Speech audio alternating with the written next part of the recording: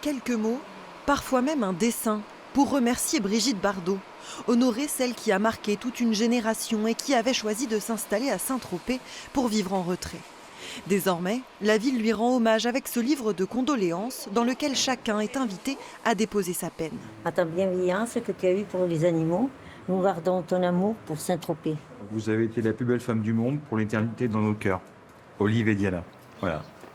Loin des caméras, les obsèques se préparent.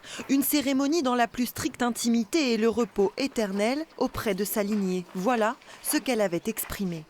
Benoît Jacquelin collaborait avec Brigitte Bardot depuis 15 ans dans le cadre de sa fondation, à qui l'actrice a légué la madrague, mais aussi une grande partie de sa fortune. Il œuvre aujourd'hui pour appliquer ses dernières volontés. Elle a souhaité que la cérémonie soit à son image, c'est-à-dire simple, sincère, qu'elle regroupe ceux qui l'ont connue, ceux qui l'ont aimée, et je pense que ce sera le cas.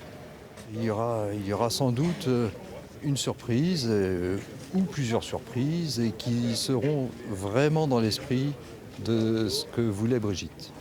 400 personnes maximum sur invitation pourront entrer dans l'église Notre-Dame de l'Assomption. Mais pour le public, 2 écrans géants retransmettront en direct la messe sur la place des Lys et le port. Ouais, c'est la moindre des choses que de rendre hommage à cette grande dame du cinéma qui a fait rêver tant de monde depuis plus de 60 ans. Et oui, on va venir. On va essayer de se faufiler en scooter parce qu'il y aura du monde. Viendra ensuite le temps d'un ultime hommage au quartier de la Ponche pour saluer une dernière fois l'icône du cinéma français.